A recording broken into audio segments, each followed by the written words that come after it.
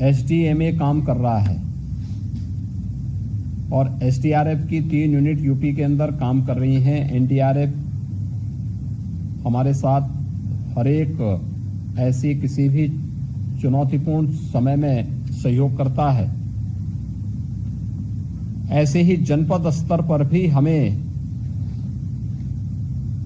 जिला आपदा प्रबंधन योजना तैयार करके उसके प्रशिक्षण के कार्यक्रम को भी आगे बढ़ाना चाहिए। आप इसमें एसडीएमए से और एनडीएमए के साथ भी सहयोग लेकर के इसका भी कार्यक्रम आगे बढ़ाना चाहिए, क्योंकि आपदा ये केवल बाढ़ ही नहीं है, और भी किसी भी प्रकार की आपदा का सामना कभी भी हमें करना पड़ सकता है। उन स्थितियों में एक प्रशिक्षित मैन पावर आपके पास हर जनपद में होना चाहिए। सभी 75 जनपदों में आपके पास हर जनपद में डिस्ट्रिक्ट मिनरल फंड है। वो अलग विषय है कि बहुत सारे लोग रुचि नहीं लेते, अन्यथा नदी है या मिट्टी का जो पैसा रॉयल्टी के रूप में आता है, ज्यादातर पैसा उसी में जाता होगा। हम हर जनपद में अपनी इनकम को और अच्छा कर सकते हैं। डिस्ट्रिक्ट मिनरल फंड के साथ साथ हमें इस बात को भी देखना चाहिए कि हम उसको कैसे जिले स्तर पर आपदा प्रबंधन के कार्यक्रम को एक ठोस योजना बना करके पूरे जनपद को न केवल बाढ़ बल्कि किसी भी प्रकार की अन्य आपदा से पूरी तरह बचाव करने की स्थिति में जनपद स्तर स्वयं जिला अपने स्तर पर स्वावलंबी कैसे बने, इस दिशा में हमारा पूरा फोकस होना चाहिए। और इसलिए हर जनपद में नियमित रूप से इसकी बैठक जिलाधिकारी और पुलिस अधीक्षक, एसडीएमए है या एनडीएमए है, इन सब के साथ मिलकर के पीएसी होगी, पीएसी की फ्लड यूनिट होगी, उनके कमांडर के साथ मिलकर के इन कार्यक्रमों को आगे बढ़ाने, कमांडेंट के साथ मिलकर के इन कार्यक्रमों को आगे बढ़ाने की कार्रवाई हमारी होनी चाहिए। संवेदनशील जितने भी तटबंध हैं, उन तटबंधों का निरीक्षण सिंचाई विभाग या बाढ़ खंड से जुड़े हुए जो अभियंता हैं, जो कार्मिक हैं, उन्हें साथ में लेकर के जिलाधिकारी और पुलिस अधीक्षक वहां का स्वयं निरीक्षण कर लें, कार्यों की समीक्षा भी कर लें। जो अति संवेदनशील नहीं है, एक सामान्य श्रेणी के हैं, वहां पर भी उप जिलाधिकारी और डिप्टी एसपी को भेज करके उन क्षेत्रों में भी हम निगरानी रखें। हर जनपद में कंट्रोल रूम का गठन हो जाए। हम लोग कोरोना जैसी महामारी के समय में हम लोगों ने ICCC का गठन किया था। ये राउंड द क्लॉक काम करता था, 24 घंटे इस कार्य करता था, जिसमें हम लोगों ने कई टेलीफोन के कनेक्शन वहां रखे हुए थे और उसके माध्यम से सूचनाएं लेना, सूचनाओं का आदान प्रदान करना, हर एक स्तर पर जानकारी लेने की एक बहुत अच्छा मैकेनिज्म तैयार हो चुका था। कंट्रोल रूम हर जनपद का होना चाहिए और उसी तर्ज पर हम लोग इस कार्यक्रम को भी आगे बढ़ाने का कार्य करें। आप इस उसमें न रहें कि हमारे यहां बाढ़ नहीं आई है। हमारे जनपद में जल जमाव भी नहीं होना चाहिए। किसी भी ग्राम पंचायत में, किसी भी नगर निकाय में, किसी भी वार्ड या मोहल्ले में भी नहीं, और हर एक स्तर पर इसकी जवाबदेही हम सुनिश्चित करवाएं। नाला नालियों की सफाई, ड्रेन आदि की सफाई, उन्हें डिसिल्ट करना, जो सिल्ट निकला है उसका निस्तारण कर देना, ये सभी कार्रवाई समय से आगे बढ़ जानी चाहिए। अगर हो गया है तो अच्छी बात है, नहीं हुआ है तो इसको हम हर जनपद में करें। जिले के अंदर जिलाधिकारीगण थोड़ी भी रुचि ले लें, कोई स्थिति नहीं होनी चाहिए जल जमाव की। हर एक स्तर पर उसकी जवाबदेही तय करें और इस बात को सुनिश्चित करें कि हमें जल जमाव से भी मुक्त रखना है और बाढ़ से बचाव के लिए जो भी कार्यक्रम होने हैं यद्यपि ये कार्य जनवरी फरवरी में शुरू हो जाने चाहिए, जनवरी फरवरी में नहीं हो पाए, अप्रैल से ही शुरू हुए हैं, अप्रैल में ये कार्य प्रारंभ हो चुके हैं और हमारा प्रयास हो कि कल 30 जून है, 30 जून तक ये कार्य पूरे हो जाएं। देखिए, मानसून अक्सर 15 जून तक उत्तर प्रदेश में आ जाता था। आज मानसून की पहली बारिश प्रदेश के अंदर कई जनपदों में हुई है और उम्मीद करते हैं कि जो स्थितियां इसके बाद पैदा होंगी, आप सभी ने अपने स्तर पर जनपद स्तर की आपदा प्रबंधन योजना को बना करके उसको प्रभावी ढंग से लागू करने की अपनी तैयारी भी कर ली होगी। कार्यक्रम कोई भी औपचारिक नहीं होना चाहिए। हर एक विभाग की कार्ययोजना कन्वर्जन के माध्यम से बेहतर समन्वय और उसको प्रभावी ढंग से लागू करने की आदत हमें डालनी पड़ेगी। उत्तर प्रदेश जैसे राज्य ने अपने अल्प संसाधनों के माध्यम से, कन्वर्जन के माध्यम से बड़ी से बड़ी चैलेंज को फेस किया है और उसको बेहतर मॉडल भी उसके प्रस्तुत किए हैं। हमें वही मॉडल इसमें भी प्रस्तुत करना है। 5 वर्षों में जो व्यवस्थित कार्य योजना प्रदेश के अंदर बनी थी, परिणाम है कि 40 जनपदों से, यानी जो 26 जनपद अति संवेदनशील थे और बाकी 16 जो जनपद थे जो संवेदनशीलता की श्रेणी में थे, धीरे धीरे करके उनकी संख्या कम होती गई और आज प्रदेश के अंदर जब हम बाढ़ की स्थिति देखते हैं तो बरसात के दौरान विगत वर्ष काफी बड़े पैमाने पर बरसाती पानी आया था। सरयू में आया था, राप्ती में भी आया था, घाघरा में भी आया था, उधर गंडक में भी था, गंगा में था, यमुना में था। लेकिन इन सब को व्यवस्थित कार्य योजना को समय पे लागू करने का परिणाम था कि जनधन की हानि न्यूनतम हुई थी यूपी के अंदर। पहले से ही लागू की गई कार्य योजना की प्रभावी समीक्षा करना, उसका पर्यवेक्षण करना और उसको प्रभावी ढंग से लागू करने के लिए जो कार्यक्रम प्रदेश के अंदर लागू हुए थे, आज उसके परिणाम हम सबके सामने दिखाई देते हैं। हमने नदियों को चैनलाइज करने के लिए ड्रेजिंग की, लेकिन ड्रेजिंग का कार्य तब तक पूरा नहीं होता जब तक कि हम जो सेट वहां से निकले उसको सही ढंग से ऑप्शन करके उसको वहां से निस्तारित नहीं कर दें। और मुझे लगता है कि ये तो हमारे लिए प्रकृति प्रदत्त एक ऐसा उपहार है कि जिसका आप उपयोग कर लेंगे तो आपके यहां इल्लीगल माइनिंग की बहुत बड़ी समस्या का समाधान हो जाता है। लेकिन जनपद स्तर को रुचि लेनी पड़ेगी, जिलाधिकारियों को माइनिंग विभाग के साथ मिलकर के इसके बारे में रुचि लेनी पड़ेगी, समय पे इस कार्य योजना को आगे बढ़ाना पड़ेगा। अगर सिर्फ वहीं पड़ी रहेगी फिर वह नदी के ही उसमें चला जाएगा और उसी के पेट में जाएगा तो फिर नदी फैलेगी और जब फैलेगी तो उसके बाद समस्या खड़ी होनी है। बाढ़ तभी पैदा होता है, बाढ़ की समस्या तभी खड़ी होती है जब ये हम व्यवस्थित रूप से जो चैनलाइज के कार्यक्रम को हम सही ढंग से उसको लागू करने में जहां भी विफल है वहां पे इस प्रकार की स्थिति पैदा हो रही है। इसलिए अब आपके पास समय नहीं होगा, लेकिन फिर भी अगर संभव हो सकता है तो इस पे अनिर्णय का शिकार न बन करके समय से इस कार्यक्रम को हमें आगे बढ़ाना चाहिए और अगली कार्य योजना को भी अभी से तैयारी कर लेनी चाहिए। उन संभावित क्षेत्रों को पहले से चिन्हित कर लेना चाहिए कि जहां पे हमें नदी को चैनलाइज करना हो, जो तटबंध के नजदीक हो, गांवों के नजदीक हो, वहां पर नदी का अपना एक निश्चित कैचमेंट एरिया होता है। लेकिन कैचमेंट एरिया पर जब भी अतिक्रमण होता है तो नदी वहां से दूर भागती है और जब नदी दूर भागती है तो उसके बाद फिर नई आबादी उसकी चपेट में आती है, उसके कारण जनधन की हानि उसके कारण होती है। हम इस बात को सुनिश्चित करें कि नदी के कैचमेंट एरिया पे किसी भी प्रकार की इल्लीगल माइनिंग न होने दें।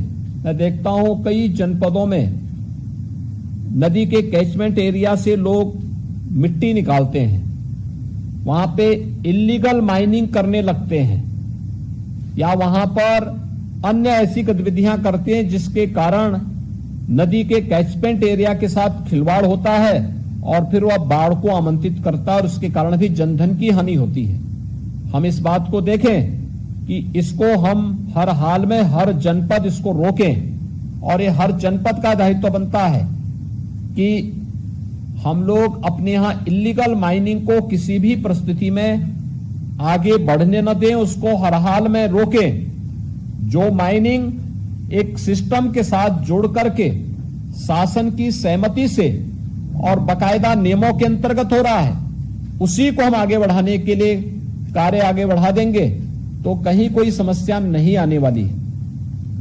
हम लोग इस बात को भी ध्यान में रखेंगे कि जो भी कार्य योजना बनी है उसकी क्वालिटी की जांच,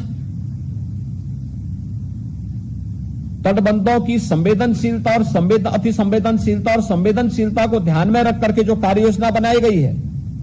सिंचाई विभाग ने पिछले 5 वर्ष के अंदर बेहतर तकनीक को अपना करके बाढ़ बचाव के कार्यक्रमों को आगे बढ़ाने का कार्य किया है। बाढ़ निरोधक उपायों को प्रभावी ढंग से लागू करने का काम किया है। हर जनपद जो भी बाढ़ के प्रति अति संवेदनशील है वे इसे वहां पर लागू करें। सबसे बड़ी जिम्मेदारी सिंचाई विभाग के ऊपर आएगी, लेकिन अन्य जिन विभागों की चर्चा यहां पर अभी मैंने की है, ये सभी विभाग जनपद के अंदर भी होंगे। जनपद के अंदर भी इनके साथ बैठ करके जिलाधिकारी जनपद स्तर पर जनप्रतिनिधियों के साथ भी बेहतर संवाद बना करके इस बात को सुनिश्चित करेंगे कि कार्य योजना जो बनाई गई है वह व्यवस्थित रूप से लागू हुई है या नहीं हुई है।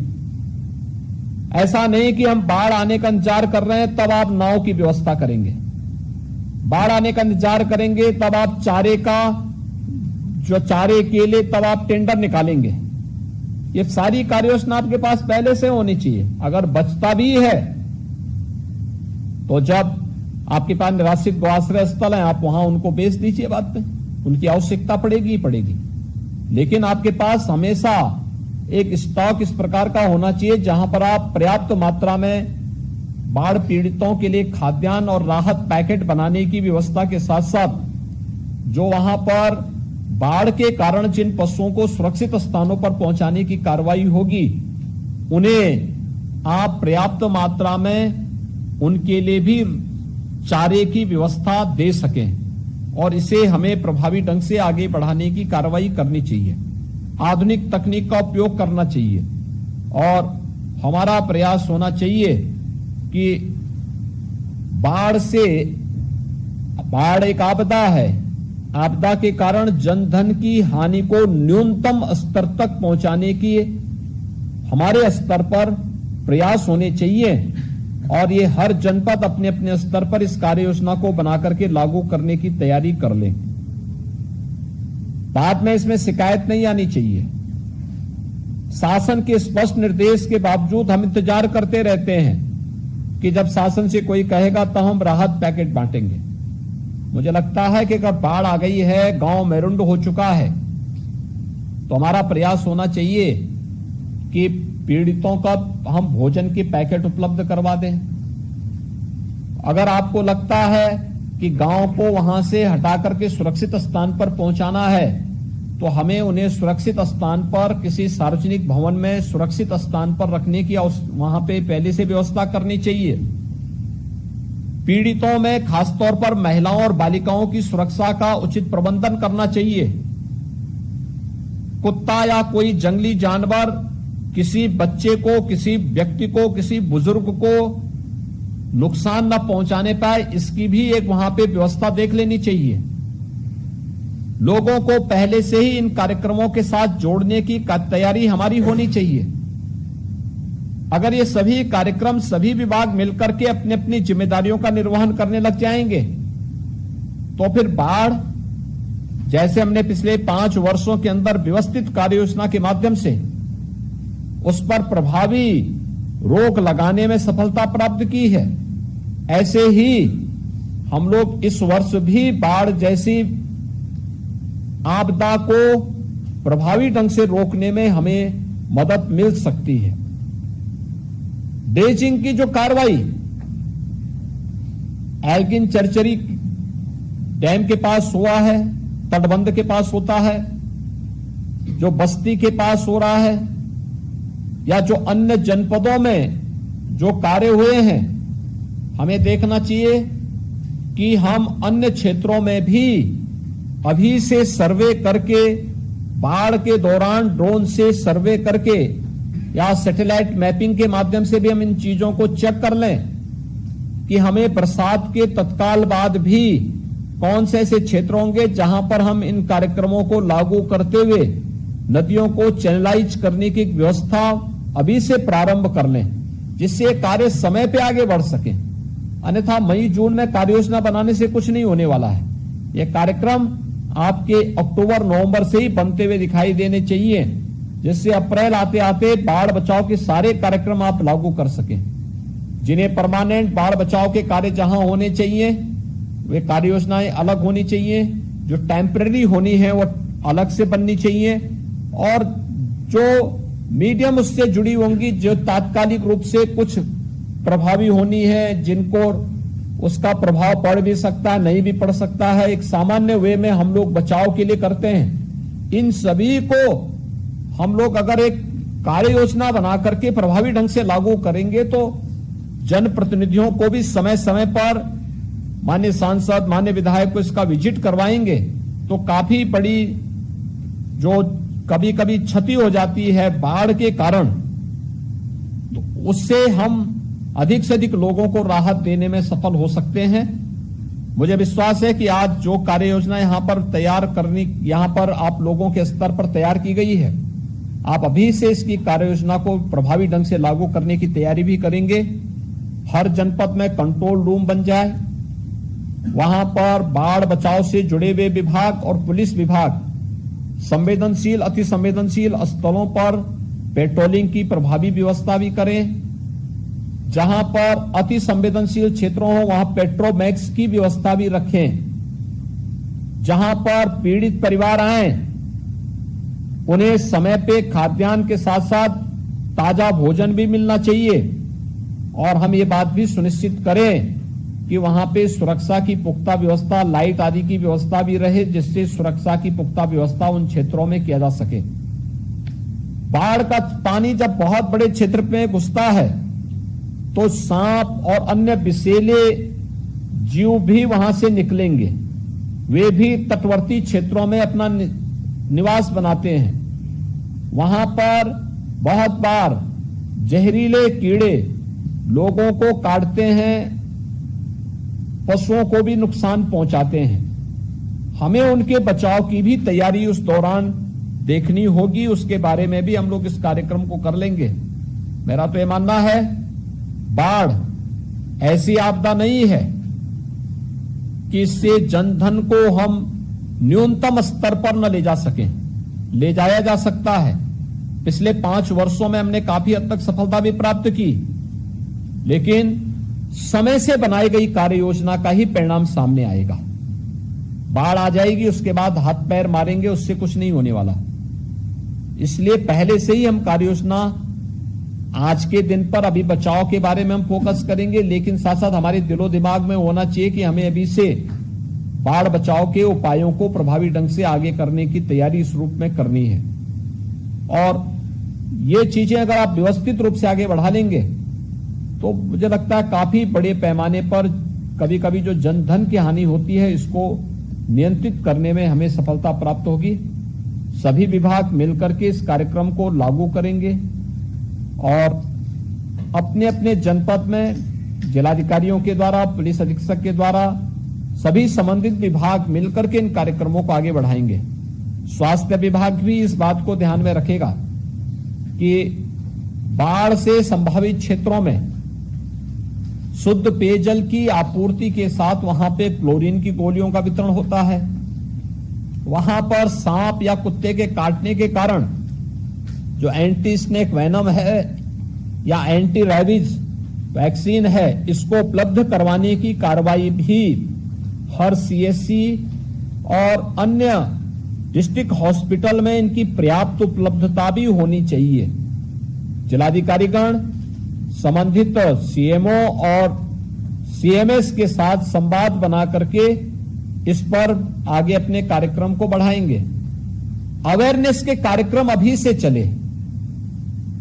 आपदा राहत मित्र योजना चली है भारत सरकार के माध्यम से। आपदा राहत मित्र के माध्यम से जो कार्यक्रम आगे बढ़े हैं, इन कार्यक्रमों को भी हमें देखना चाहिए। छोटे छोटे उपाय हो सकते हैं। जल जनित तमाम प्रकार की बीमारियों से बचाव के लिए जो कार्यक्रम चलते हैं, हमें क्या करना है। बाढ़ बचाव के दौरान लोगों को क्या हो सकता है, पेयजल की आपूर्ति हो सकता है, शुद्ध पेयजल की आपूर्ति न हो पाए, क्या वो पानी वैसे पी लें या वैसे छान के पी लें। अगर गर्म करके छान के पिएंगे तो कोई भी डायरिया, हैजा आदि कोई बीमारी नहीं होगी। चर्म से जुड़े हुए कोई चर्म रोग नहीं होगा। लेकिन हम वहां पे इन कार्यक्रमों के बारे में लोगों को अवगत कराएं तब। दूसरा, जब बाढ़ का पानी उतरता है या बाढ़ के दौरान भी हमारा प्रयास होना चाहिए कि चिकित्सकों की टीम नियमित विजिट करे वहां पर। हम निरंतर इसके बारे में तैयार करें।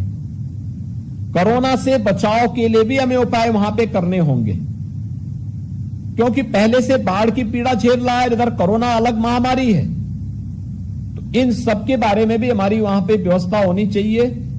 अन्य जितने भी विभाग हैं, कृषि है, खाद्य एवं रसद है, पशुपालन है, चिकित्सा एवं स्वास्थ्य है, गृह है, ये सभी, विद्युत विभाग है, विद्युत विभाग को इन चीजों को देखना होगा कि वहां पे पावर सप्लाई तो नहीं हो पाएगी बाढ़ के दौरान, लेकिन पेट्रोमैक्स और जेनसेट आदि की व्यवस्था हम लोग वहां पे करें। यह काम विभाग के स्तर पर ही होना है। खासतौर पर सिंचाई विभाग की जहां चौकियां होंगी, बाढ़ चौकी होंगी, वहां पे पेट्रोमैक्स की व्यवस्था।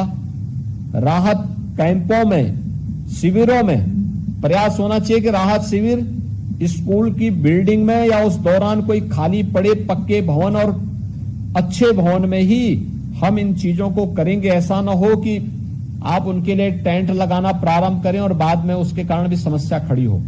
सुरक्षा के साथ किसी प्रकार का कोई खिलवाड़ नहीं होना चाहिए। इन चीजों को भी ध्यान में रख करके ये चीजें हमें आगे बढ़ानी होंगी।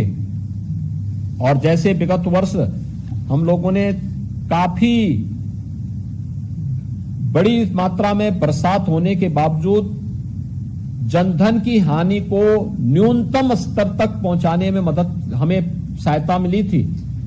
इस वर्ष भी बाढ़ जैसी आपदा के कारण होने वाली किसी भी प्रकार की जनधन की हानि को हम लोग नियंत्रित करने में सफल होंगे। ये हम सबको मिलकर के करना होगा। जनपद स्तर पर जिलाधिकारी और पुलिस अधीक्षक इसको नेतृत्व देंगे। शासन स्तर पर कंट्रोल रूम की निगरानी राहत आयुक्त के माध्यम से निरंतर हो। एसडीएमए उनका सहयोग करे वहां पर, और हमारी सभी टीमें अभी से पहुंच जाएं उन क्षेत्रों में जहां पर बाढ़ की पहली आहट होती है। लखीमपुर खीरी, पीलीभीत, सीतापुर, ये जो जनपद हैं, इन जनपदों में अभी से हमारी तैयारी उसे आगे बढ़ाने के लिए हो जानी चाहिए। और वहां पे नियमित प्रैक्टिस करके हम लोगों को एक भय से पहले से मुक्त करने की तैयारी भी करें। जो जवान या जो स्वयंसेवक कार्य में लगते हैं, उनके लिए समय पे लंच पैकेट उपलब्ध हो जाए। अक्सर होता है कि 8-8 घंटे, 12-12 घंटे वे काम कर रहे हैं और उनको कुछ भी नहीं मिल पाता है। डिस्ट्रिक्ट एडमिनिस्ट्रेशन इस बात को सुनिश्चित करें कि फील्ड में तैनात जवानों को समय पे भोजन आदि जो भी दिया जाना है, वो पैकेट ताजा और सही भोजन उन्हें समय पे प्राप्त हो जानी चाहिए। बाढ़ बचाव के उपायों के लिए अन्य जो भी प्रयास होने हैं, जिन भी विभागों के स्तर पर शासन ने समय समय पर उस प्रकार के निर्देश जारी किए हैं, हम उसे प्रभावी ढंग से लागू करने की तैयारी करेंगे। ये मुझे आज के यहां पर आपसे कहनी थी। मैं विश्वास के साथ कहता हूं कि 5 वर्ष के अंदर के सफल मॉडल के बाद सिंचाई विभाग और अन्य विभाग मिलकर के इस वर्ष भी बाढ़ जैसी आपदा को नियंत्रित करने में सफल होंगे। इस पूरे कार्यक्रम के लिए आप सबको शुभकामनाएं दी हैं। धन्यवाद।